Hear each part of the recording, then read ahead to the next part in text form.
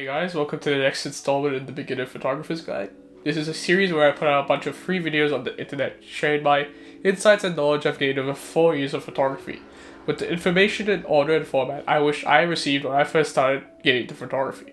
Now that we define what photography means on a personal and technical level, let's discuss what actually makes a good photo. What makes us stop scrolling on our feed and actually liking a photo? Now, since there are many different photos on the internet, they all have their own reasons why they have the number of likes they have.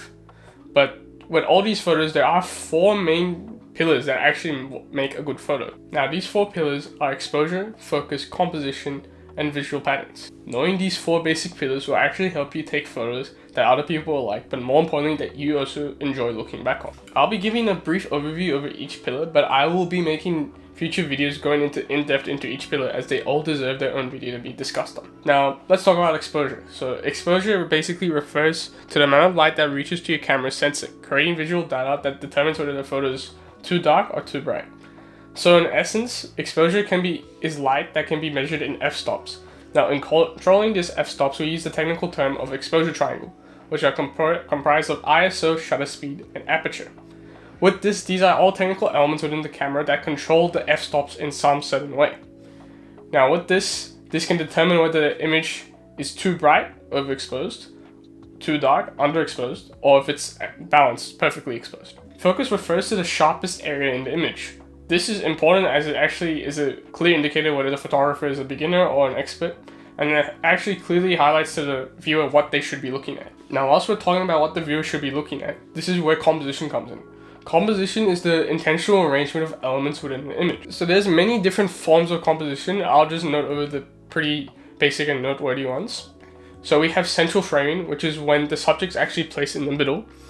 This is really basic, even the 50-year-old mom knows this, but it's also a really powerful tool in photography, and we use it a lot. Now, the next composition style is rule of thirds. Rule of thirds is when you divide your image into 3x3 squares, and your subject should be placed on the intersection of these lines. And finally is contrast composition. This is when you use light and darkness to actually highlight, to draw the eye into the one singular focal point. Visual patterns definitely deserve a whole video for itself, because there's so much to talk about and we don't have enough time to talk about it in this video. But basically, visual patterns are the toolkit a photographer can use, and where there's certain tools they can actually help them to create visual interest into the image. Some of them are framing, leading lines, color theory, and balance. But there's many more to talk about, but I'll discuss that when the video comes out. Now that we had a brief overview of what actually makes a good photo, here's a couple things to keep in mind. Next time you scroll on Instagram or your Facebook and you like an image, ask yourself why. Which of these elements actually drew me in to actually like this photo? Asking yourself this question will help build the awareness of your own preferences that you ultimately want to pursue. But in the meantime, you feel free to try to recreate these on your phone or on the camera with automatic mode. So yeah guys, if you enjoyed the video, follow me on Instagram and subscribe for more so I can put out free content like this.